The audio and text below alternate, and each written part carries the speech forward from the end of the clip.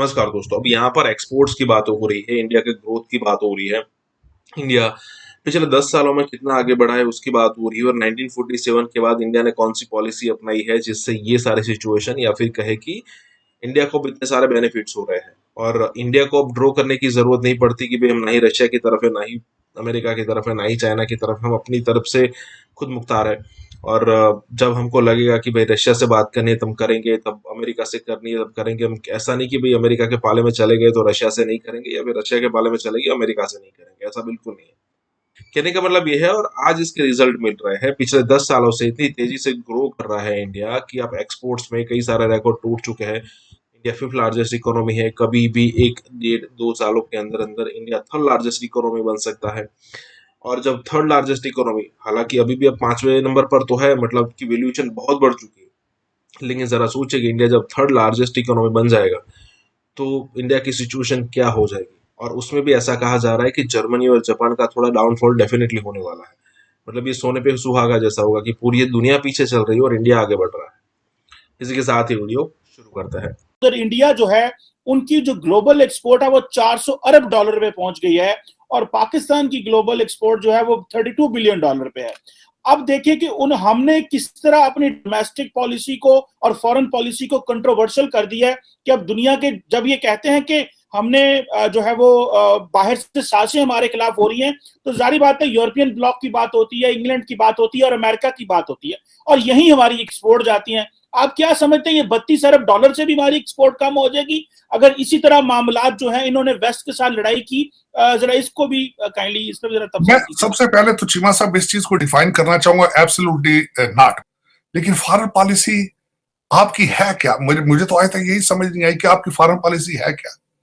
आप यकलख्त आप चाइना गए हैं, आपको उन्होंने उन्होंने वहां पे सिर्फ ओलंपिक के लिए बुलाया था और आप भागकर आपने इंप्रेशन ये दिया कि बायलैटरल ट्रिप है, आप भागकर वहां चले गए। वहां मिन्नतें तरले और उन्होंने थर्ड लेवल का जो डिप्लोमेट भेज के आपको एयरपोर्ट पे रिसीव किया और उसके बाद आपने मिन्नतें समाजतें करके वहीं से चाइना की आप रशिया उस वक्त चले गए जब मेरा ख्याल है पुतिन खुद हैरान होगा कि यार इनको कोई समझाने वाला नहीं है, मैं हालते जंग में हूं, मैं अटैक कर रहा हूं और ये बंदे यहां पैसे मांगने आ गए। मेरा मैं खुद हैरान हो गए वो यार कि ये कितने बड़े फकीर हैं ये कितने प्रोफेशनल फकीर हैं ये। वो रशियन हंसते होंगे बैठ के कि अल ईमान यार ये कितने बड़े भिखारी हैं ये, कि दुनिया जल रही है, थर्ड वर्ल्ड वॉर शुरू हो रही है, हम मार रहे हैं और ये पैसे मांगने आ गए। ये खैरात देखो ना कितने प्रोफेशनल फकीर हैं। मैं खुद कई दफा हैरान होता कि इनको कोई समझाने वाला नहीं है, कोई इनकी मोरालिटी नहीं है, कोई सेल्फ रिस्पेक्ट नहीं है। मैं उस वक्त के जो सिटिंग आईएसआई हेड थे जनरल फैज साहब, उन्होंने खुद कहा था कि अमेरिका ने हमसे अंडे नहीं मांगे। उसके बाद इनके जो एनएसए हैं उन्होंने भी कई दफा कहा कि उन्होंने अड्डे नहीं मांगे। आपके फजाई हदूद भी वो यूज कर रहा है अमेरिका। और उसके बाद वो अमेरिका जाहिर है अल्टीमेटली चाहता होगा कि सीपैक को बंद किया जाए, आपने वो भी बंद कर दिया। तो आप, मेरा मकसद है आप, और उसके बाद आप आईएमएफ के भी कदमों में पड़े हैं। आपने किसी गवर्नमेंट ने आज तक इस चीज की जरूरत नहीं की कि वो लेजिस्लेशन करके सारा कुछ आईएमएफ और वर्ल्ड बैंक को दे दें। आप तो उस एक्सट्रीम पर चले गए। तो इसमें आप मेरे ख्याल में इन सर्कमस्टांसेस में कौन सा मुल्क होगा जिससे आपको खतरा हो? और दूसरा, इस वक्त अंडर जो सर्कमस्टांसेस हैं यूक्रेन में, और वो दूसरा इस वक्त ताइवान, और दूसरा कोविड, और उसके बाद महंगाई, उसके बाद क्रूड ऑयल की प्राइसेस। तो आप क्या समझते हैं कि दूसरे ममालिक के पास इतनी एनर्जी है कि वो आप जैसे एक कंट्री के ऊपर वो वेस्ट करें? क्योंकि आप इस वक्त अगर देखा जाए तो आपकी तरफ से दुनिया को कोई खतरा नहीं है। आपको अपने आप से खतरा जरूर है, लेकिन दुनिया को आप उनको ना कुछ दे सकते हैं ना ले सकते हैं। उसकी वजह ये एक्सपोर्ट आपने खुद बता दी। आप खुद सोचें एक्सपोर्ट करने के लिए पाकिस्तान में क्या है। आप एक एग्रीकल्चर कंट्री है लेकिन गंदम इंपोर्ट कर रहे हैं। आप एक एग्रीकल्चर कंट्री है लेकिन आप चीनी भी इंपोर्ट कर रहे हैं। मेरा मकसद है आपकी फाउंडेशन ही मौजूद नहीं है, आपके कोई बेस ही नहीं है किसी किस्म की। सिर्फ आप एक चीज में एक्सपर्ट हैं कि डबल गेम खेली जाए, उसके बाद ये कि पैसा यहां से बाहर किस तरह भेजा जाए। करप्शन में आप देखें, आपके तो नंबर ही खत्म हो रहे हैं। इस वक्त भी आपका कंपैरिजन किया जाता है तो अफगानिस्तान और नाइजर के साथ किया जाता है, और आप दूसरी तरफ आपने भारत के साथ। मेरे ख्याल में आपके पास नो मॉरल पोजीशन कि आप भारत के साथ अपने आप को कंपेयर करें। आपको कंपेयर तो करना चाहिए, करें तो बांग्लादेश से भी आप नहीं कर सकते अपने आप को कंपेयर। आप तो बिल्कुल इस वक्त अफगानिस्तान वाली सूरत हाल है। आप बात कर रहे हैं, मैं इस दफा पाकिस्तान गया हूं, आप जरा इस्लामाबाद से निकल कर गुजरखान तक जाने की कोशिश करें जीटी रोड पर, तो वो बिल्कुल अफगानिस्तान से भी बदतरीन हालात है उस सड़क के। तो अगर देखा जाए तो आपके पास है क्या दुनिया को देने के लिए? आप सिर्फ और सिर्फ एक कार्ड खेल रहे हैं मुसलसल कि भारत की दुश्मनी में आप चाइना को आप कैश करने की कोशिश कर रहे हैं। और मैं हमेशा ये कहता हूं कि चाइना ने आज तक कभी कोई ऐसा डिसीजन नहीं लिया जिससे उनकी इकोनॉमी खराब हो। और चाइना कभी भी भारत को एज ए कस्टमर लूज नहीं कर सकता, चाइना अमेरिका को एज ए कस्टमर लूज नहीं कर सकता। लेकिन आप उसके इश्क में दीवाने इसलिए हैं कि वहां से सिर्फ एक ऐसी विंडो अभी मौजूद है जहां से आप पैसे ले सकते हैं। आपने रिसेंटली सी पैक के बहाने $26 बिलियन का टीका चाइना को लगाया और जिसपे वो नाराज बैठे, क्योंकि आपने उनको ओवर प्राइसिंग की है, आपने उनसे रिश्वतें ली हैं, आपने उनके सी पैक के मंसूबों को डिले किया है, आपने उनके बिल उनको बिल नहीं दे रहे जो उनके प्रोजेक्ट थे। They are disappointed. खान साहब ने एक झूठा मूठा एक प्लान बना के जाने से पहले किया था कि इनकी विंडो ऑपरेशन किया जाएगा, मैं हर हफ्ते इसकी खुद मॉनिटरिंग करूंगा। लेकिन इस तरह के बहाने जो है वो पहले मेरा ख्याल है चाइनीज आपको समझ चुके हैं कि यहाँ पे आप वो कहते हैं ना, मर्द नादा पे कलाम नरमो नाजक बेअसर। तो मेरे ख्याल में वो चाइनीज भी अल्टीमेटली, क्योंकि उनका भी कल्चर का हिस्सा है करप्शन, तो वो आके उन्होंने देखा कि ये तो भाई हमसे भी 2 स्टेप आगे हैं, तो वो बिल्कुल सीपैक बंद पड़ा है। आप रिसेंटली $26 बिलियन का आपने उनको जो है वो टीका लगाया है और उसके बाद आप कंफ्यूज्ड हैं। मैं हैरान होता हूं, खान साहब एक तरफ चाइना में गए सीपैक को प्रमोट करने के लिए कि लोग आके चाइनीज से यहाँ इन्वेस्टमेंट करें, साथ ही नोशकी के अंदर वो जो 4 दिन मुसलसल आप हालते जंग में थे, तो जाने से पहले अपना होमवर्क ही करके चले जाते, जाने से पहले बलोचियों को ऑन टेबल लेते, वहां अमनो अमान की सूरत हाल होती तो जाते चाइना। देखिए, सबसे इनको बेसिक आइडियोलॉजी में समझाना चाहता हूं, क्योंकि I am a businessman. Business हमेशा इन्वेस्टमेंट वहां लेके जाता है जहां लॉ एंड ऑर्डर के हालात बेहतर हो, जहां की अदालतें इंसाफ कर रही हो। आपके क्या ख्याल में पाकिस्तान की अदालतें इंसाफ कर रही हैं? वहां पे पाकिस्तानियों को इंसाफ नहीं मिलता, अगर वहां पे कोई फॉरेनर जाके इन्वेस्टमेंट करेगा तो उसको इंसाफ कहां से मिलेगा? तो इन सूरत हाल में आपका क्या ख्याल है? इन लोगों को पता नहीं, इनको सब पता है, लेकिन ये कि इनके इंटरेस्ट पाकिस्तान में नहीं है। चीमा साहब, खान साहब ये देखिए, सारा खान साहब सबसे पहले ये काम क्यों नहीं करते कि अपने दोनों बच्चे लंदन से लाके मदरसा में, कराची में मदरसे में दाखिल कराएं, या मदरसा हकानिया अटक के पास वहां दाखिल कराएं बच्चों को, अमर बिल मारूफ भी उनको सिखाएं, उनको यहाँ पे हाफिज़े कुरान बनाएं उनको। ये मेरे लिए सारा कुछ है, अपने लिए क्यों स्टैंडर्ड इनके डबल? आपके हर वजीर के, हर जो आपके जो ब्यूरोक्रेसी और हर एक के बच्चे तो बाहर कनाडा में पढ़ रहे हैं, अमेरिका में पढ़ रहे हैं, लंदन में पढ़ रहे हैं, लेकिन पाकिस्तानियों के लिए आपने बिना मकसद एक दूसरा स्टैंडर्ड बना के रख दिया। हमारे लिए अमर बिल मारूफ है, हमारे लिए रियासत मदीना और हजरत उमर की मिसालें आपकी अपनी कैबिनेट के ऊपर, आपकी उनको क्यों नहीं लेक्चर देते जिन्होंने रिसेंटली चीनी और आटे के डाके लगाए? आप उनसे बात करें। लेकिन ये कि एक डबल स्टैंडर्ड है, यही एक अलमिया है। और मैं खुद अपने आप को, मैंने कई दफा बताया है कि मैं खुद मुतासरीन पीटीआई हूं। मैं इसी लीडरशिप के लिए मैं भी दुआएं करता रहा हूं, और आज भी लोग ये कह रहे हैं अफसोस के साथ, जो मुझे दुख होता है, कहते हैं जी खान साहब बहुत ईमानदार है, उनको लोग अच्छे नहीं मिले। खुदा का नाम लो यार, खान साहब की ये फिलॉसफी थी कि मैं ईमानदार हूं, ईमानदारी ट्रिकल डाउन करेगी। खान साहब वो कहां गया फार्मूला आपका? आपने लोगों को क्या बताया था? और फिर वही बता रहे हैं कि मैं अमर बिन मारूफ, मैं हक है और दूसरे बातिल है। ये किस तरह का ड्रामा कर रहे हैं आप? खुदारा इस्लाम एक बहुत अच्छा रिलीजन है, इसको आप, अब पहले ही मैं कहता हूं कि फॉरेन रिलीजन है, हमने इसके साथ ज्यादती की है पाकिस्तान और इस रीजन में, हमने इसकी स्पिरिट को नहीं समझा, लेकिन आप तो इसको मजीद इसको खराब कर रहे हैं। रियासत मदीना एक बहुत बड़े हमारे पैगंबर ने उसको बड़ा वहां पे 4 खलीफे थे हमारे, उन्होंने बड़ी हिस्ट्री है उसमें, इस्लाम की बहुत बड़ी हिस्ट्री है। आप खुदारा इस चीज को यूज करना आप बंद करें। आप किस डायरेक्शन में जा रहे हैं? आप कोई एक चीज तो छोड़ दें जो लोग यहां से पूरी उम्मीद हो, लेकिन आप बिल्कुल उसको भी नहीं छोड़ रहे। ना सिर्फ बल्कि पूरी दुनिया के लिए, पूरे खित्ते के लिए गेम चेंजर मंसूबा कहा जा रहा था, आजकल कंट्रोवर्सी की जद में है। और आप मुझे खास तौर पर यह बताइएगा कि ऐसे मौके पर, जबकि अभी तानवी अखबार के जो दावे हैं कि सी पैक मंसूबे के हवाले से हुकूमत वक्त अब नजरसानी करने जा रही है और चीन इस पर मुत्तफिक है, आपकी क्या राय है? जो असल इशू है कि सी पैक हमारे लिए 2 धारी तलवार है। एक तरफ तो इशू ये है कि तमाम दुश्मन ताकतें इसको रोकना चाहती हैं, जिसकी वजह से एक पेट्रियोटिक सेंटिमेंट है कि हर हाल में सीपैक को बनना चाहिए।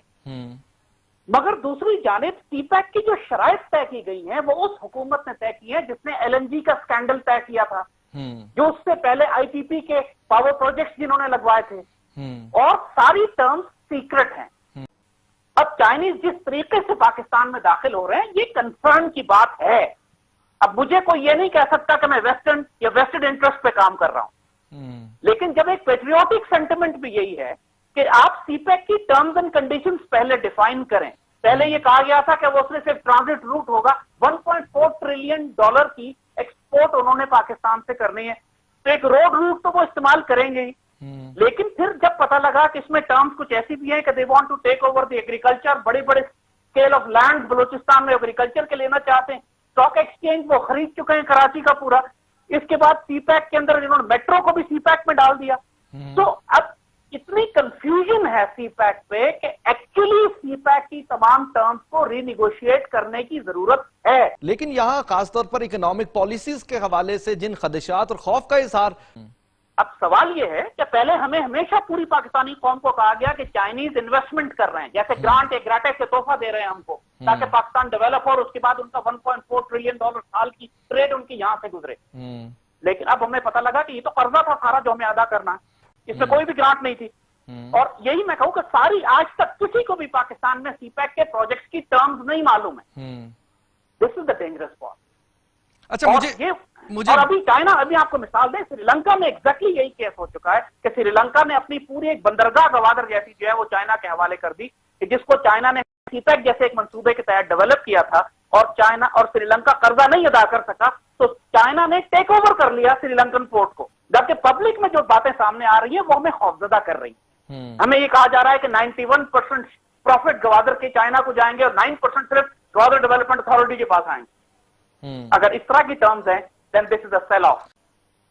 अच्छा जैद साहब, अब मुझे जरा फाइनल एक कमेंट आप ये कीजिएगा, ऐसी सूरत हाल में जब पाकिस्तान बहुत सारे चैलेंजेस का सामना कर रहा है और खास तौर पर इस एक कंफ्यूजन का बराह रास्त फायदा उन तमाम एंटी पाकिस्तान जो पावर्स हैं उनको होगा, ममालिक हैं उनको होगा, अब ऐसी सूरत हाल में पाकिस्तानी हुकूमत को इस तरह की एटलीस्ट कंफ्यूजन से बचने के लिए क्या करने की जरूरत है?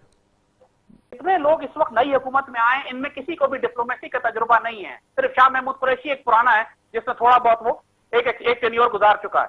बाकी सारे के सारे इनको कुछ नहीं मालूम है कि डिप्लोमेटिक प्रोटोकॉल का, इंफॉर्मेशन वॉरफेयर क्या हो रही है, साइऑप्स क्या है, डिसइंफॉर्मेशन पाकिस्तान के खिलाफ क्या चल रही है, फिफ्थ जनरेशन वॉर किसे कहते हैं। इस वक्त अगर इन्वेस्टमेंट पाकिस्तान में एक रोड के हवाले से ही हो रही है, एक राहदारी देने के हवाले से ही हो रही है, तो एटलीस्ट इसका खैर मकदम तो करना चाहिए। अब जिस तरह के वाकयात बच्चियों की शादियों के और उनको चाइना ले जाकर उसके बाद उनको जिनसी तौर पर इस्तेमाल करने के सामने आए हैं और पाकिस्तान के मीडिया ने जिस तरह से उनको हाईलाइट किया है, अगर इस तरह के वाकयात इंडिया में चाइना जाके करता या उनका कोई अलाई करता तो इंडियन मीडिया इस तरह हाईलाइट कर रहा होता? हामिद साहब देखिए जमील, बात यह है जी कि एस्टिमेट ये है कि 1 करोड़ चाइनीज पाकिस्तान में आकर सेटल होंगे सीपैक रूट के ऊपर अगले 5-6 साल 10 साल के अंदर जी। 1 करोड़ चाइनीज। क्या उससे आप अंदाजा कर सकते हैं कि हमारे इस्लामी माशरे पे, कंजर्वेटिव माशरे पे इसके असरात क्या पड़ेंगे? बहुत बुरे, बहुत बुरे, बहुत बुरे, बहुत बुरे। ये बात तो हमें कुछ कहने की जरूरत नहीं है, एवरीबॉडी नोज़। आप कुत्ते खाएंगे, बिल्लियां खाएंगे, सुअर खाएंगे, फिर वो आपका जो आपकी वाइल्ड लाइफ है वो तबाह कर देंगे, वो भी खत्म हो जाएगी। तफरीका है ना जी, तो आपको यही बात कि इल्लामा इकबाल ने जो बात कही थी, इस रिस्क से मौत अच्छी जिस रिस्क से आती हो परवाज में कोताही। बात ये कि हम अपनी जान, माल, इज्जत, आबरू, अपने ऑनर, अपनी गैरत, अपनी तहजीब तो नहीं फरोख्त कर रहे हैं 10 अरब 15 अरब डॉलर के लिए, इसलिए कि चिनिया अपनी सामान ले जाके बेच सके गवादर के जरिए। हमको अपनी शराइत, अपनी मर्जी की तय करनी और सिंपल रूट दें हमको, जैसे कहा कि सिंपल सीधा सीधा रूट दें कि आप अपने ट्रक लेके यहां से यहां चले जाएं, फैक्ट्रीज जो आप लगाएंगे यहां पर वो पाकिस्तानी टेक्निकल टीम होंगी, आप टेक्नोलॉजी ट्रांसफर करेंगे और हमारी बाकी इसके अलावा इनको स्टॉक एक्सचेंजेस और ज़राअत और एग्रीकल्चर और हमारी पावर यूटिलिटीज और हमारी पावर जनरेशन, हमारी एजुकेशन, ये सब इनके हवाले करने की जरूरत नहीं। और इसके लिए जाहिर है चूंकि शराइत खतरनाक है, जब भी खुफिया रखी गई है, वरना पब्लिक इंटरनेशनल एग्रीमेंट है, पब्लिक क्यों नहीं करते आप? और सीपैक अथॉरिटी क्यों नहीं बनाते? सीपैक अथॉरिटी का मतलब है कि उसके अंदर आर्म फोर्सेस के, ISI के, कोस्ट गार्ड के, हाईवे अथॉरिटी के, port, Karachi port, Pakistani ports के सब इदारों के नुमाइंदे हों, ताकि वो मिलकर एक नेशनल प्लान बनाकर चाइना से नेगोशिएट करें। अभी खुफिया तौर पर एक प्राइम मिनिस्टर पिछली हुकूमत का या इस हुकूमत की फाइनेंस मिनिस्ट्री जो डील कर रही है, ये फिर शक पैदा करती है। और जो चीजें सामने आ रही हैं वो इतनी खतरनाक हैं कि परेशान कौन है। इमरान भाई, final comment, 5th generation war, सिर्फ कर्जे 11, 12, 20 अरब डॉलर के चक्कर में हम जमीन पर लेट जाए और सब कुछ चाइना को दे दें, तो सही वही बात होगी जो कोर कमांडर बलूचिस्तान ने कहा था कि हम सिर्फ उनके टायरों में पंचर लगाते रहेंगे और अपने होटलों पे खाना खिलाएंगे और ये पूरा रीजन चाइना टेक ओवर कर लेगा। ढाका और उसके बाद कारगिल, उसमें एक कॉमन थ्रेड है। द थ्रेड इज कि जिधर हमारे पे प्रेशर आता है हम सकम कर जाते हैं। कारगिल में तो भागे भागे गए, अमेरिका को जुलाई में गए और नेशनल हॉलिडे में क्लिंटन को पकड़े और कहा खुदा के लिए बचाओ। कामयाबी उस वक्त तक थी जब तक आपका दुश्मन की फौज से सामना नहीं हुआ था। रिसोर्सेज खत्म हो रहे थे और लॉसेस, मैसिव लॉसेस हो रहे थे, because we were in bunkers, और वो कोई बाहर निकलते तो वो उनके एयरफोर्स ऊपर फिर रही थी। टेक्निकली बड़ा बुरा हाल हो चुका था। इनकी पूरी फौज सिर्फ ट्विटर पे है। ट्विटर के अलावा, फेसबुक के अलावा इनकी फौज के कुछ बस का नहीं है। इन्होंने क्या हासिल करा कारगिल में? आपकी फौजों की लाशें तो हमने गाड़ी हैं फौजियों के, आपने इतने बंदे अपने मरवा दिए, आपको क्या हासिल हुआ?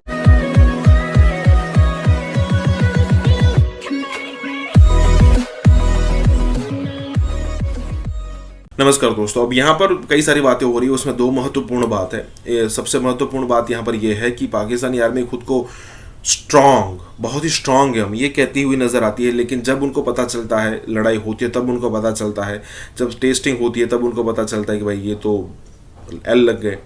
वैसे यहाँ पर हिलाली दूसरी बात भी कह रहा है कि 1971 और कारगिल, उस दोनों में सबसे बड़ी बात ये थी कि जब हमको प्रेशराइज किया गया। अब आपको पता होगा कि 1971 के अंदर जो बांग्लादेश और पाकिस्तान टूटे, दो पाकिस्तान के टुकड़े हुए बांग्लादेश बना, तो वहाँ पर क्या था, वहाँ पर भी हमने प्रेशराइज ही किया था। हमने प्रेशराइज किया था कि भाई आप वो इमरान खान का कोई रिश्तेदार था नियाजी, उसको कहा गया कि भाई सरेंडर कर दो वरना आपको तो इंडियन आर्मी ने चारों तरफ से घेर लिया है और सीधा ठोक दिया जाएगा। वो भाई प्रेशर में आ गए और उन्होंने सरेंडर कर दिया। जैसे सरेंडर कर दिया, बांग्लादेश का अनाउंसमेंट हो गया। बिल्कुल वैसे ही यहाँ पर बात हो रही है कि भाई कारगिल में भी वैसा ही हुआ। जब प्रेशर आया तब उनको सीधा यहाँ पर क्लिंटन के पैरों में जाकर गिरना पड़ा, नवाज शरीफ को, कि भाई बचा लो, नहीं तो ये पीओके तक तो ठीक है, फिर पाकिस्तान के अंदर घुस के हमारी टेरिटरी कब्जा कर लेंगे। इसी के साथ ही वीडियो शुरू करते हैं। हुआ ये कि जून में फुल फ्लैश वॉर हो रही थी। इंडियंस के पास रीइंफोर्समेंट थी, सप्लाईज रिकैप्चर कर रहे, सारा कुछ कर रहे। हमारे पास सप्लाईज भी नहीं थी, हमारे राशंस खत्म हो रहे थे, वी वर डग इन, हमारे पास रिसोर्सेज खत्म हो रहे थे और लॉसेस, मैसिव लॉसेस हो रहे थे, because we were in bunkers, और वो कोई बाहर निकलते तो वो उनके एयरफोर्स ऊपर फिर रही थी। सो मतलब वी वर बीइंग पाउंडेड, और तो उस वक्त हमारी जो कैजुअलिटीज थी बढ़ रही थी और लोगों, हमारे सोल्जर्स के rations had run out, starvation was setting इन।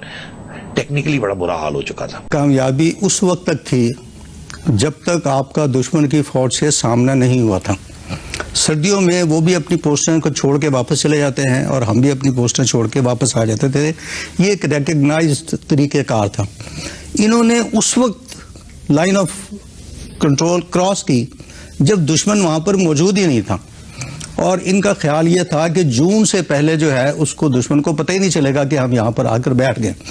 तो जब जनरल साहब ये कहते हैं कि जी it was an excellent operation, ये एक्सीलेंट ऑपरेशन तो उस वक्त तक था जब तक भारतीय वहां पे मौजूद नहीं थे, इसलिए कि ये मतलब है कि उसमें बर्फ में इन्होंने अपने लोगों को भेजा, और जिन लोगों को भेजा था उनको ये नहीं बताया गया था कि तुम क्या करने जा रहे हो। अजीब तरह का ये एक्सीलेंट ऑपरेशन था। मैंने तमाम कमांडिंग ऑफिसर से और तमाम ब्रिगेड कमांडरों से एक ही सवाल किया। मैंने इनसे पूछा कि what were your AIIMS and objective, इसका उन्होंने कोई जवाब नहीं दिया। और इसी तरह से मैंने तमाम कमांडिंग ऑफिसर से और बाकी ऑफिसर से भी पूछा, उन्होंने कहा कि हमें कुछ नहीं बताया गया था। ढाका और उसके बाद कारगिल, उसमें एक कॉमन थ्रेड है। द थ्रेड इज कि जिधर हमारे पे प्रेशर आता है हम सकम कर जाते हैं। कारगिल में तो भागे भागे गए, अमेरिका को जुलाई में गए और नेशनल हॉलिडे में क्लिंटन को पकड़े और कहा खुदा के लिए बचाओ। अरे भाई गए क्यों अगर नहीं तुम भुगत सकते थे। अच्छा, दूसरी बात, बिन लादेन का तो खैर छोड़ें, इसका सोचें। अब देख रहे हैं आप क्या हो रहा है। पता है आपको हिंदुस्तानी क्या कहते हैं? कहते हैं अमेरिकनों ने उनको ठीक ठाक धमकी दी कि हमारा national honour, national self respect, national laws, हर चीज वायलेट हो गया है। क्यों? कि एक अमेरिकन था और वो 2 लोगों को कत्ल किया और हमारे में जुर्रत नहीं थी। तो आज क्या हो रहा है शाजिया? हिंदुस्तान कह रहे हैं यार इनको पैसे दो, गुलबशन को पूछो तुमने कितने लोगों को मारे हैं, और उनके रिश्तेदार को जाओ मिलो और उनको कहो कि यार ये पैसे हमारे से ले लें या मेहरबानी से इसको छोड़ दें। अमेरिका दिन रात आपको धमकी दे रहा है, कहता है ये नहीं दूंगा वो नहीं दूंगा। क्यों कर रहा है? इसलिए उनको पता है कि वो थ्रेट्स जो आते हैं आपको, आप थ्रेट्स को देख के डर जाते हैं। उस वक्त मियां साहब ने यह फैसला किया कि फिर इसको अब कैसे इसमें अपने आप को एक्सट्रैक्ट किया जाए। तो ब्रीफिंग तो मुशर्रफ ने दी थी कि वहां की सिचुएशन क्या है। मुशर्रफ साहब का ये ऑप्शन था कि हम और बेचते हैं खुली, फिर अब करते हैं। तो मियां साहब ने रोका, ने कहा नहीं, ये तो फिर खुली जंग शुरू हो जाएगी, तो इसमें से अब एक्सट्रैक्ट करना है अपने आप को। तो एक्सट्रैक्शन कैसे किया जाए? अमेरिका को बीच में डाला जाए। तो फिर मियां साहब ने क्लिंटन के साथ राब्ता किया और क्लिंटन को मिलने गए, और वहां जो हुआ वो फिर स्ट्रोप टैबलेट साहब हैं जिन्होंने पूरी किताब, एक चैप्टर पूरा लिखा है क्योंकि वो नोट्स ले रहे थे। और उसमें फिर उन्होंने बताया कि मियां साहब ने बेसिकली जाके कहा हमें यहां से निकालें। उन्होंने कहा निकालेंगे आपको मिलेगा कुछ नहीं।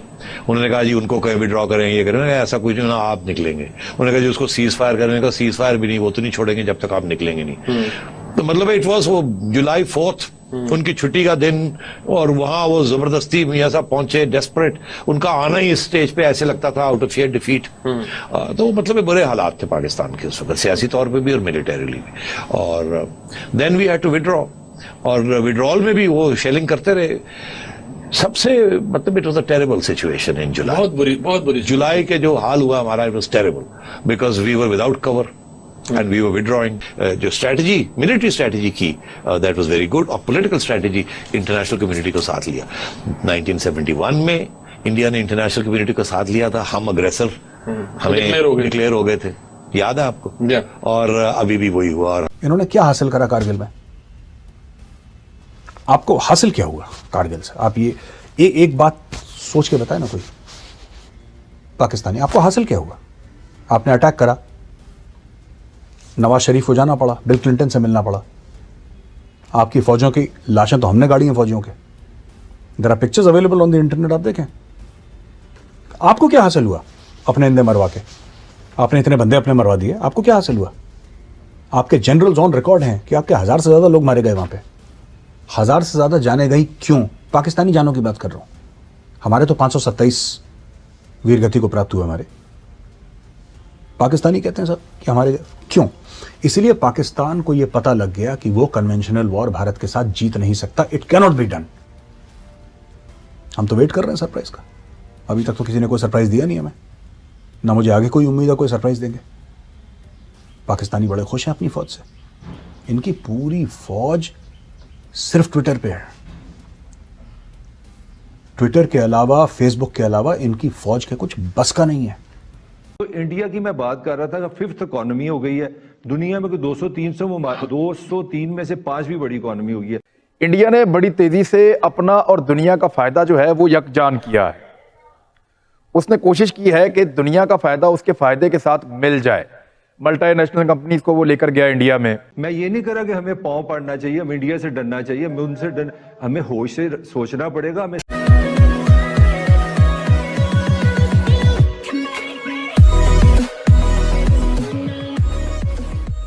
नमस्कार दोस्तों। अब कई बार पाकिस्तानी ना मतलब कि पता नहीं उनको क्या ऐसा कुछ स्टेटमेंट ऐसे याद रह जाते हैं, जैसे इंडिया 5th लार्जेस्ट इकोनॉमी हो गई है, 1-2 सालों के अंदर 3rd लार्जेस्ट इकोनॉमी हो जाएगा। उसके बाद कई सारे ऐसे भी है पाकिस्तानी पत्रकार के 500 बिलियन 600 बिलियन का रिजर्व इंडिया के पास पड़ा है, हमारे पास क्या पड़ा है। मतलब यही पत्रकार अगर आप 1 साल पहले 2 साल पहले की वीडियोज़ देख लो तो वो ही पत्रकार इंडिया को गाली देते हुए नजर आते थे। और चलो वो ठीक है, पाकिस्तान के पत्रकार इंडिया को गाली देते थे, लेकिन पाकिस्तान की सारी पॉलिसी का समर्थन करते थे। लेकिन आज जब रिजल्ट्स कुछ विपरीत आ चुके हैं तब उनको ऐसा लगता है कि भाई नहीं, पाकिस्तान की जो पॉलिसीज थी ना वो एकदम गलत थी और इंडिया की पॉलिसी ही सही थी। खास करके जिस तरीके से इंडिया को हर जगह पर यहाँ पर स्थान दिया जाता है। और सिर्फ मुझे तो एक चीज़ का वेट है कि भाई जब इंडिया को परमानेंट सीट मिल जाएगी ना, इंडिया को जब यूएन की परमानेंट सीट मिल जाएगी तब मुझे ऐसा लगता है कि पाकिस्तानी खुद केरोसिन डाल के जल लेंगे, इतनी नफरत है उनको इनसे। इसी के साथ ही वीडियो शुरू करते हैं। इंडिया की मैं बात कर रहा था कि 5th इकोनॉमी हो गई है दुनिया में, कोई 203 में से 5वीं बड़ी इकोनॉमी हो गई है। और इस वक्त जो सबसे बड़ा कमाल इंडिया ने किया ना, उन्होंने अमेरिकन इकोनॉमी में आईटी पे कंट्रोल कर लिया। उनके डॉक्टर जो हैं वो सारे प्रोफेसर हैं। मैं आपको चैलेंज कर रहा हूं कि अमेरिका की कोई यूनिवर्सिटी हम निकाल लें, वहां पे इंडियन टीचर जरूर होगा, वो किताबें भी लिखते हैं। तो हमने होमवर्क तो करना नहीं होता, हमने तो कभी दुश्मन से ये सोचना नहीं कि दूसरे की प्लानिंग क्या है, वो कहां किस तरह अमेरिका में इंडिया का इन्फ्लुएंस क्रिएट कर रहे हैं। भाई काम करो, पहले सोचो दुनिया किस तरह चलती है, दुनिया का चेंज दिमाग किस तरह किया जाता है, दुनिया का मीडिया किस तरह चलता है, अमेरिकन फॉरेन पॉलिसी पे किस तरह की ड्रामेबाजी होती है, अमेरिकन इकोनॉमी पे किन का असर है। अमेरिकन सीधे सीधे लोग हैं, उन्होंने देखा कि हमारा माली इंटरेस्ट अब अमेरिका पाकिस्तान की बजाय इंडिया से बढ़ गया, तो उन्होंने उनसे लव अफेयर शुरू कर दिया। तो हमें सोचना ये पड़ेगा। लेकिन हमारे मफादात का तहफ्फुज़ तो कभी भी नहीं किया, कोई नहीं करता, हमारे साथ तो कभी भी नहीं खड़ा हुआ। भाई आप यहाँ पे जॉब करती है, अपनी जॉब आपने बचानी है कि मैंने आपकी बचानी है। मैं ये नहीं करा कि हमें पांव पड़ना चाहिए, हम इंडिया से डरना चाहिए, हमें होश से सोचना पड़ेगा, हमें सोचना पड़ेगा कि आज की दुनिया में हम किस तरह रेलिवेंट हो गए। और उसका मैं आपको एक जवाब दे दूं, आज की दुनिया में रेलिवेंट होने के लिए हमें अपनी इकोनॉमी पे काम करना चाहिए, हमें अपनी ग्रोथ ठीक करनी चाहिए, हमें अपनी एजुकेशन सही करनी चाहिए, दुनिया को हम सही कर सकते हैं। बिल्कुल ठीक। तो असल जो पॉइंट है वो सिंपली एक और मैं बात करना चाहूंगा। आप शायद मुझे कहें कि पता नहीं कि कुछ ज्यादा इंडिया की मोहब्बत में गिरफ्तार है। मैं अभी सोच रहा था इंडिया की जरा थोड़ी सी डिप्लोमेसी देखें। ईरान और सऊदी अरब का सुनने में आता है कि जी दो अलग अलग दुनिया बड़ी, उनमें आपस में बांधे नहीं। इंडिया के ईरान से भी बेहतरीन ताल्लुकात हैं, सऊदी अरब से भी बेहतरीन ताल्लुकात हैं। आगे आ जाए फलस्तीन और इसराइल, मैं दुनिया की बता रहा हूं जो बड़ी बड़ी दुश्मनी है। इंडिया के इसराइल से भी अच्छे खासे ताल्लुकात है और फलस्तीन से भी अच्छे खासे ताल्लुकात है। इंडिया की अभी आपके हमारे दोनों साथियों ने बताया जी कि अमेरिका का बड़ा ख्वाब है जी, उसको चाइना का बड़ा दर्द सारा है।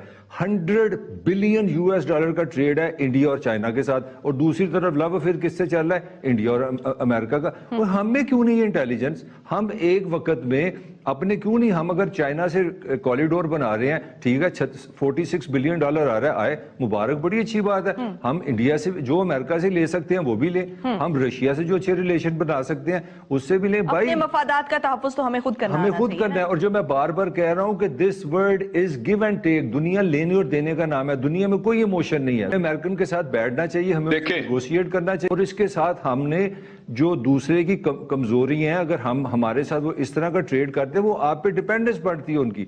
अगर हम उस डिपेंडेंस को नहीं यूज करेंगे तो हम दूसरे से फासला बढ़ा रहे हैं। मलिक साहब, नेशनल एक्शन प्लान जो तरतीब दिया गया उसका एक नुकता ये था कि इंश्योरिंग अगेंस्ट री एमर्जेंस ऑफ प्रोस्क्राइब्ड ऑर्गेनाइजेशंस, लेकिन अमली तौर पर ये सूरत हाल रही कि जब किसी तंजीम पर पाबंदी लगा दी गई तो वो जो पाबंदी है वो सिर्फ तंजीम के नाम तक या परचम के नाम तक जो है वो महदूद रहती, क्योंकि उनके तंजीमों के जो लीडरान है वो किसी और तंजीमी नाम से अपना काम करते रहे। और हाफिज सईद का मामला तो यह है कि जो लोग कहते हैं कि जिस तरह लॉ एंड ऑर्डर सिचुएशन में डबल सवारी पर पाबंदी लगती है, ऐसे ही इंटरनेशनल प्रेशर के बाद हाफिज सईद को नजरबंद कर दिया जाता है। क्या कहेंगे? उसमें देखें, जो असल बात है जिस पे हम सारी मौजू हमने लिया हुआ है कि इंटरनेशनल रिलेशन या पाकिस्तान के अफगानिस्तान से ताल्लुक, पाकिस्तान के इंडिया से ताल्लुकात, पाकिस्तान के अमेरिका से ताल्लुकात, तो मेरी नाकस राय में किसी भी मुल्क के जो फॉरेन अफेयर्स होते हैं, जो इंटरनेशनल रिलेशन होते हैं, उसके अंदर के हालात की अक्कासी होते हैं। This is the extension of your internal strength. तो जब एक मुल्क का जो पॉलिटिकल पार्टी आपको रूल करती है, उसका वजीर आजम सुबह दोपहर शाम हर जलसे में कह जी कि मेरे मुल्क का फलां इदारा जो है वो इंसाफ नहीं दे रहा, मेरा मुल्क का फलां इदारा है, उसकी बेटी ये बता रही है कि वो वहां से लोग उठा रहे हैं, अच्छा इमरान खान साहब फरमा रहे हैं कि ये इदारों के खिलाफ गलत बयान हो रहा है। तो जब आपकी स्टेट ही एक रंग नहीं देगी तो sometime I feel like this is a state at war with itself. तो पाकिस्तान में तालिबान नाम की चीज ही कोई नहीं है, कोई लीड ही करने वाला नहीं हो। देखो ना, अकल तो ये है कि जिस तरह ये कंडीशन है, आप तालिबान में जाएं, सारा पाकिस्तान इकट्ठा हो, 350-300 बंदा एक पॉलिसी बनाए, मेरी फौज भी मेरे साथ खड़ी हो, मेरे साथ मेरी तालिबान खड़ी हो, मेरी अदालतें पीछे हो, मेरा मीडिया साथ हो, हम एक कौम बन के हम कहीं जा रहे हैं। मुझे पहले आप बता दें कि हम हैं क्या, हमारी पॉलिसी क्या है, हमारा फेस क्या है। हमारा वजीर आजम लड़ा किसी के साथ, वो जो वजीर आजम मौजूद है वो कहता है जी कि मेरा कायद बड़ा अजीम है, कायद कह रहा है कि मेरे मुल्क के इदारे मेरे खिलाफ है। तो अब बाहर की दुनिया को आप बेवकूफ समझते हैं। जब तक आप अपना घर ठीक नहीं करते, आपके अंदर जब वननेस आएगी, जब आप एक होंगे, तो मैं आपको गारंटी देता हूं दुनिया आपको संजीदा लेगी। अगर पाकिस्तान अमेरिका के फायदे में होगा तो वो पाकिस्तान की बात मानेगा, इंडिया फायदे में होगा तो इंडिया की बात मानेगा। इंडिया ने बड़ी तेजी से अपना और दुनिया का फायदा जो है वो यकजान किया है। उसने कोशिश की है कि दुनिया का फायदा उसके फायदे के साथ मिल जाए। मल्टीनेशनल कंपनीज को वो लेकर गया इंडिया में, अपने लोगों को ट्रेन करके पूरी दुनिया में बड़ी बड़ी कंपनीज में उसने भेजा। उन्होंने अपने और दुनिया के स्टेक्स को मुश्तरका किया है। पाकिस्तान आइसोलेटेड रहा है। पाकिस्तान ने ऐसे लोग ट्रेन नहीं किए जो जाके सीईओ लगे हो बहुत सारी कंपनीज के अंदर, ऐसे लोग ट्रेन नहीं किए जिनकी वजह से दुनिया चल रही हो, या पाकिस्तान ने ऐसे लोगों को पाकिस्तान में दावत नहीं दी जो पाकिस्तान में आए और आके अपने स्टेक्स यहाँ पे छोड़ के जाएं या यहाँ पे इन्वेस्ट करें। तो पाकिस्तान थोड़ा सा आइसोलेटेड है। इंडिया जो है वो ज्यादा वाइब्रेंट है, वो बहुत ज्यादा मुतहर्रिक है और बहुत अंदर तक पेनिट्रेट कर गया इंटरनेशनल जो पार्स हैं उनकी। दुनिया में कोई ताकत ऐसी नहीं है जो उनके अजाइम को रोके, उनको चेक करे या उनकी मुखालफत करे या उनके ऊपर किसी किस्म का कोई मुआशी या सियासी दबाव डाले। और हमारी लीडरशिप भी पांव उनके ठंडे हैं, वो कोई फैसला करने से कासिर हैं और वो दुनिया की तरफ देख रहे हैं। हिंदुस्तान ने जब भी करना है कुछ ऐसा वो कर गुजरते हैं।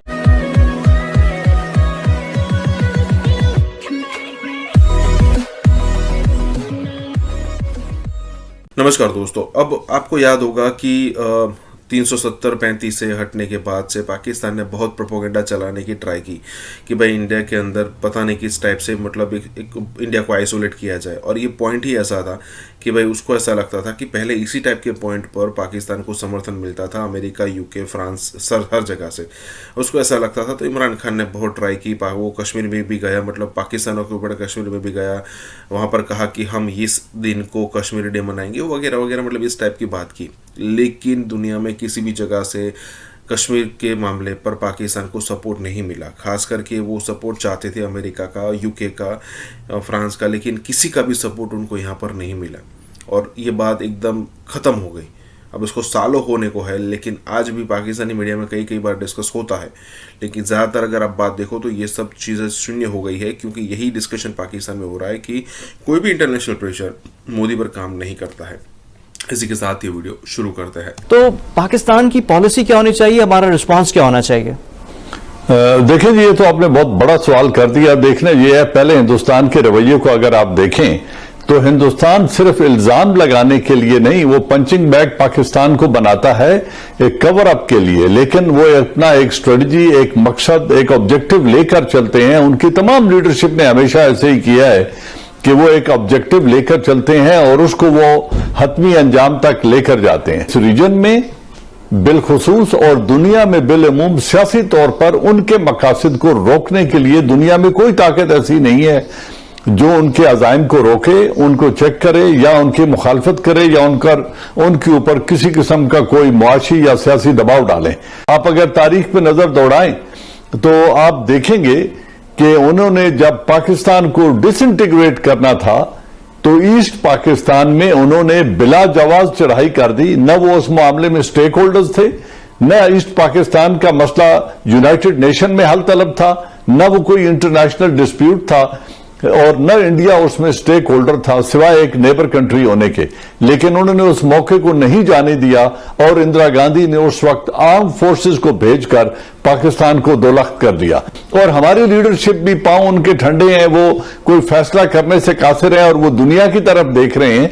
हिंदुस्तान ने जब भी करना है कुछ ऐसा वो कर गुजरते हैं। फिर उन्होंने जब सियाचिन को ऑक्यूपाई करना था तो 1984 में इंदिरा गांधी ने अप्रैल में सियाचिन को जाके ऑक्यूपाई कर लिया।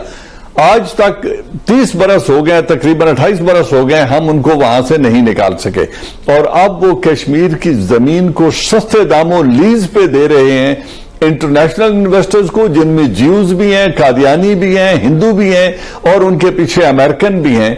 अगर वो ये इसमें अब्जॉर्ब करने में कामयाब हो जाते हैं और यहां पर वो अपने इजराइल और हिंदुस्तान अपने बेसिस बना लेते हैं कश्मीर के अंदर, तो फिर हम दिफाई जंग लड़ते रह जाएंगे। उस वक्त हम खुदा ना खास्ता कैजुअलिटीज भी उठाएंगे और पाकिस्तान आजाद कश्मीर का और गिलगित बल्तिस्तान का दिफा करने पे मजबूर हो जाएंगे।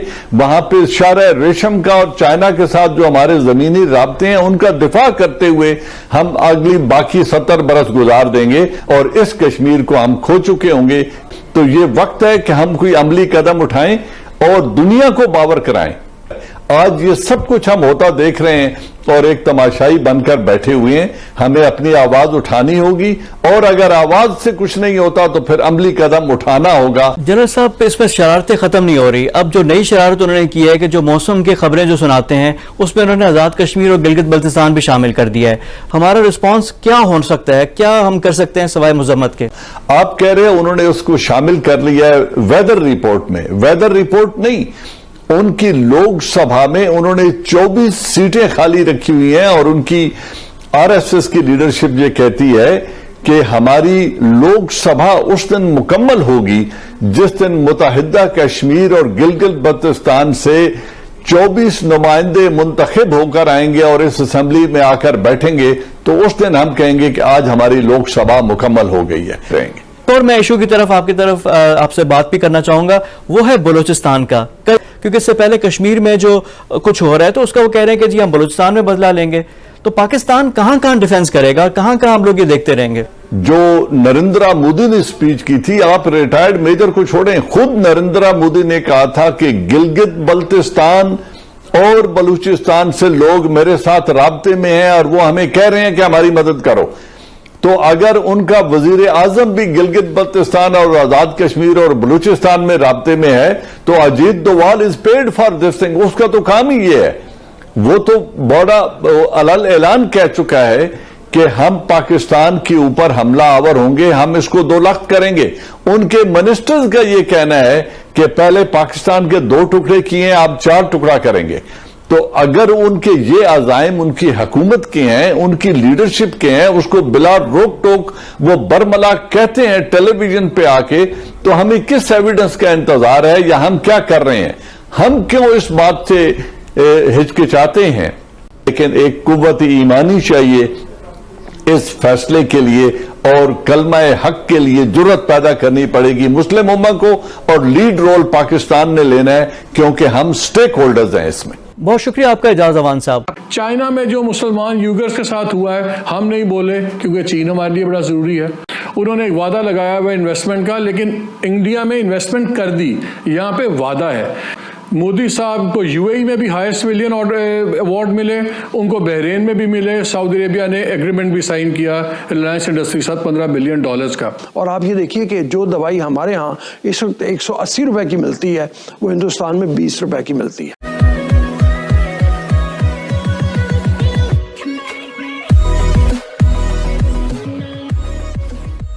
नमस्कार दोस्तों, अब खुद इंट्रोस्पेक्ट करते रहना चाहिए। ये बात इसलिए है कि भाई आप किस स्थान पर हो, मतलब जब आप दौड़ रहे हो ना तो आपको पता नहीं होता कि किस स्थान पर हो। आपको पता चलना चाहिए कि भाई मेरी स्पीड मुझे मेंटेन रखनी है, बढ़ानी है, या फिर मुझे क्या करना है।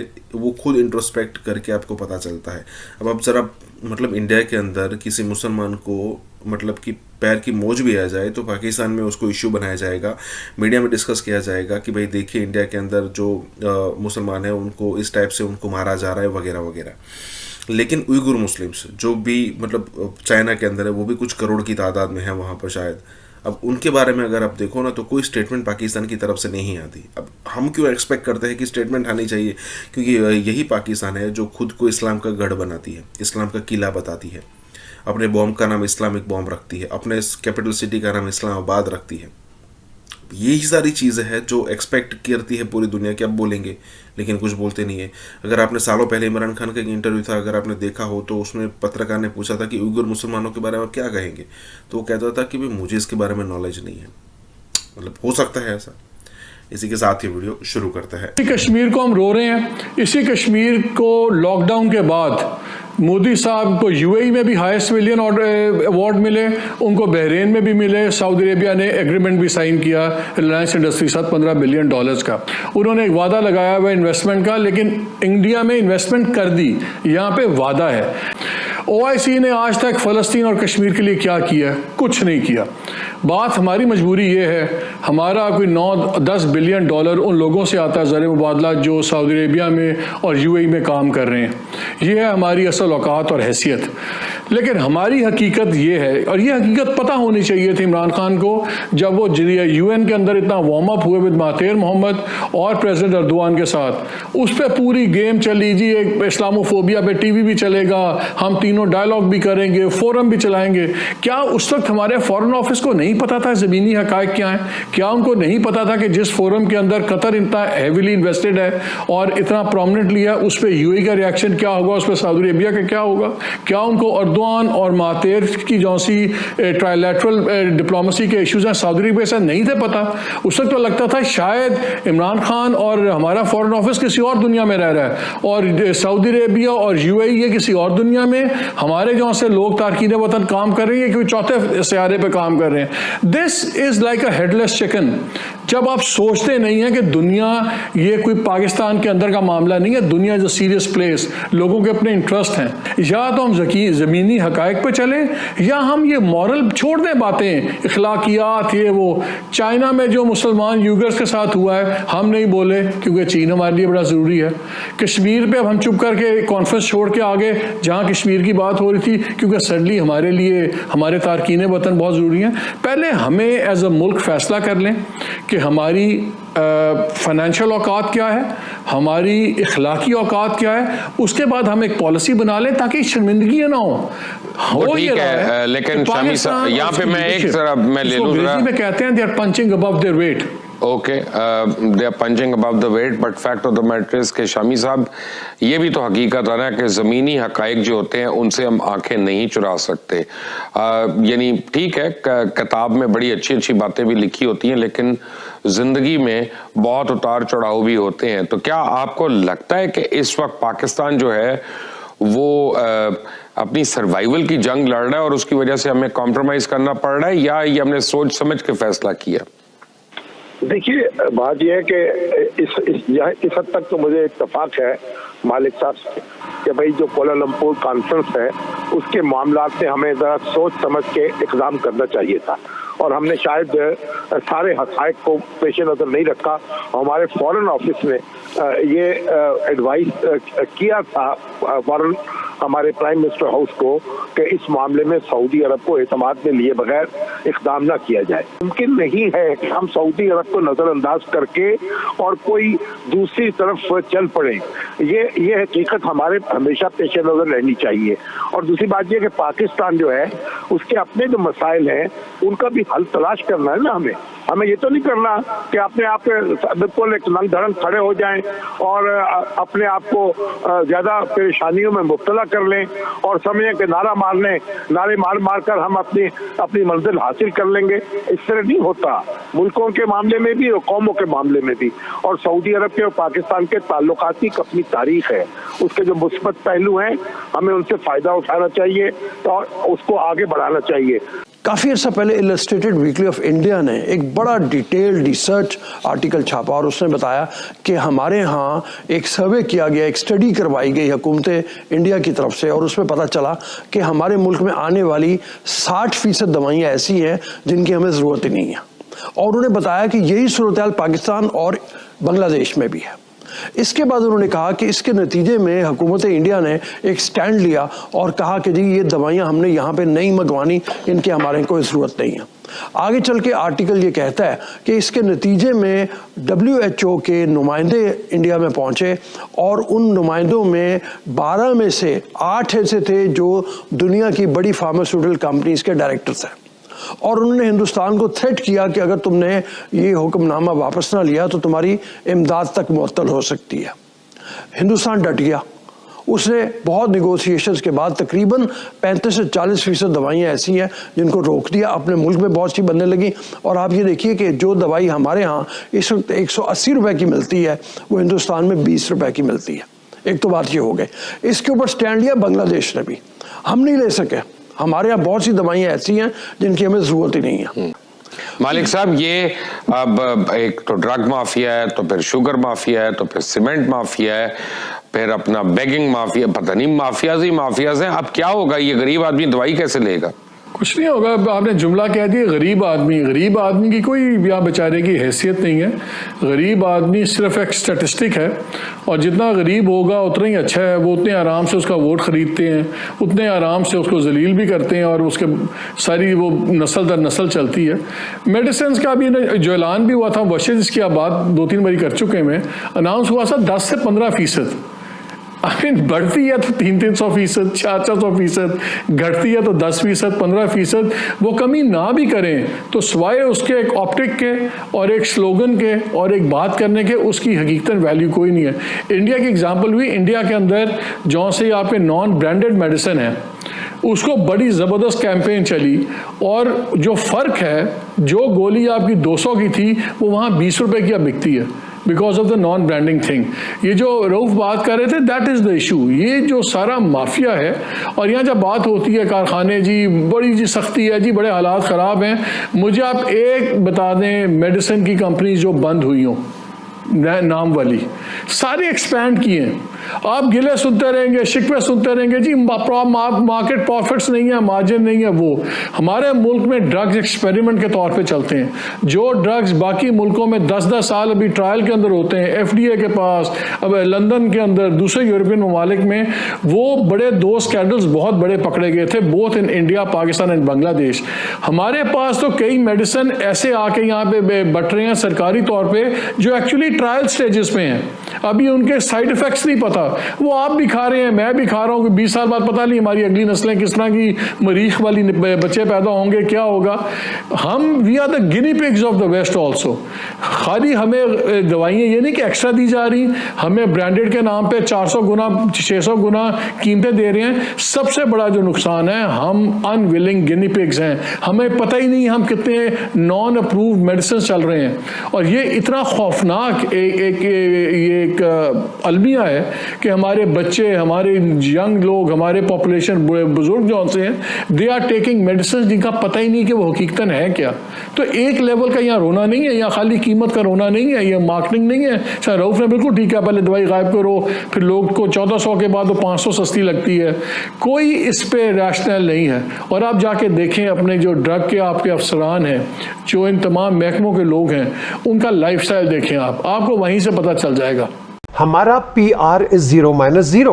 इंडिया का PR is 100% over. India is not isolated. India is very powerful. Bharat एक बहुत बड़ी ताकत बन चुका हुआ है, और भारत के अंदर लोगों को इस चीज का एहसास हो गया है। ठीक है, ठीक कि हमने मार खाई है हिंदुस्तान से इंटरनेशनल डिप्लोमेसी में, हम बाय डिफॉल्ट जा रहे हैं। हमारा केस कश्मीरियों का, आप जाके इसको नालायकी कहेंगे सर? इसको नाहली और नालाकी का कॉम्बिनेशन है। बिल्कुल, क्या आप आपने बात की, सारा ब्लू चिप कंपनी का जो CEO है वो इंडियन बेस्ड।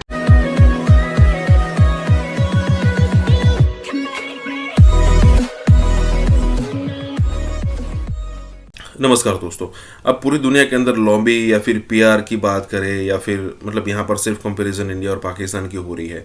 और चाहे एक जो वहाँ की पब्लिक है, मतलब पाकिस्तान की पब्लिक और इंडियन पब्लिक की अगर बात करें, जनता की बात करें, तो उसमें जो एक खुददारी वाली मैटर है ना, वो 2014 के बाद धीरे धीरे करके इंडियन लोगों में बढ़ती जा रही है।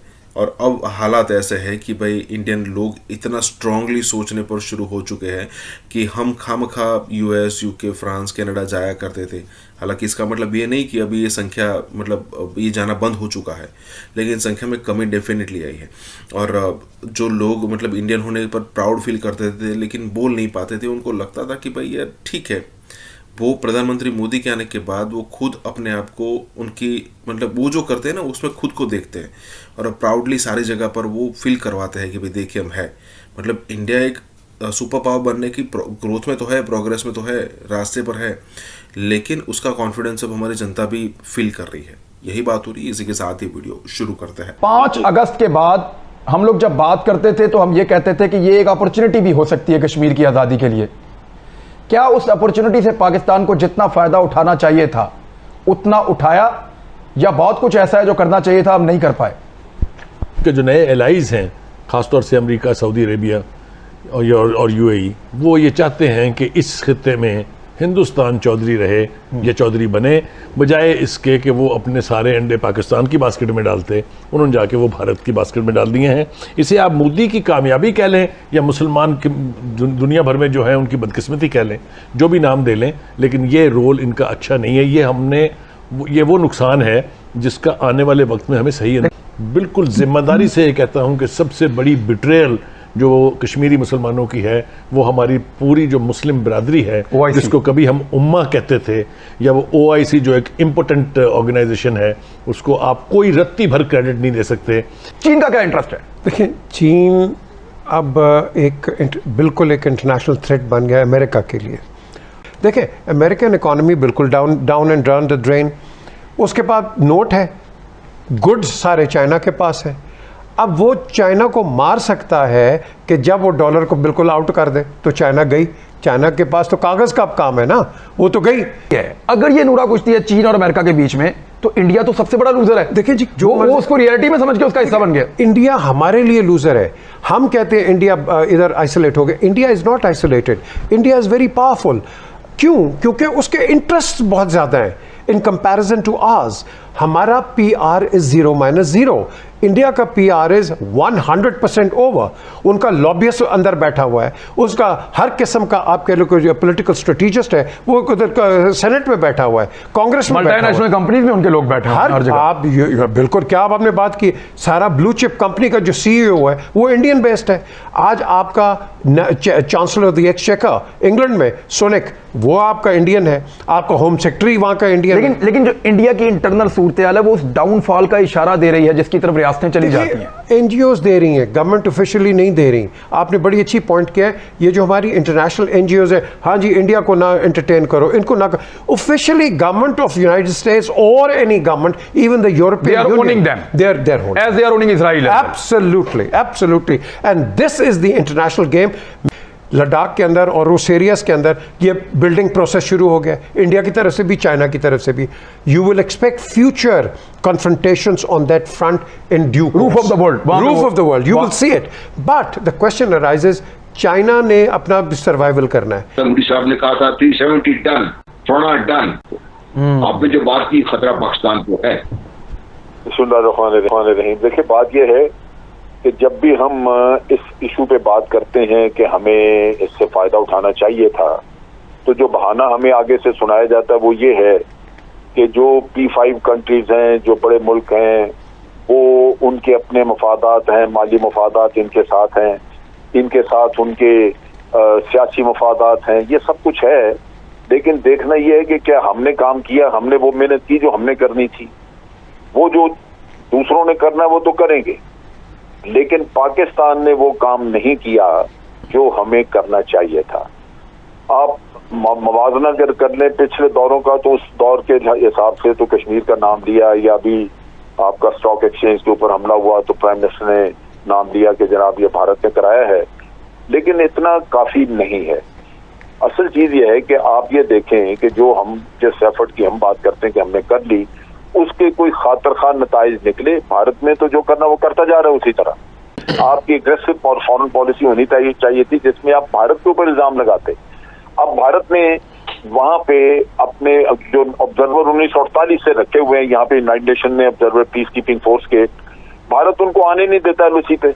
हमारे ऑब्जर्वर जाते हैं, लेकिन हमने यूनाइटेड नेशन में क्या ये किस्से उठाए कि जनाब इन्होंने आबादी का तनासब बदलने का काम किया, ये आपकी फलां करारदाद जो है बिल्कुल ठीक, ये इशू जो उठाए जाने चाहिए थे। अब हमने क्या यूनाइटेड ने हमने जाके ढोल पीटा कि जनाब इनके ऑब्जर्वर आगे भेजी, हमारे ऊपर इल्जाम लगाते हैं कि हम इंफिल्ट्रेशन करते हैं। राइट, ये वो इशू है जिनको उठाया जाना चाहिए था। भारत एक छोटी से छोटी के ऊपर बहुत बड़ा मसला बना के दुनिया के सामने रखता है।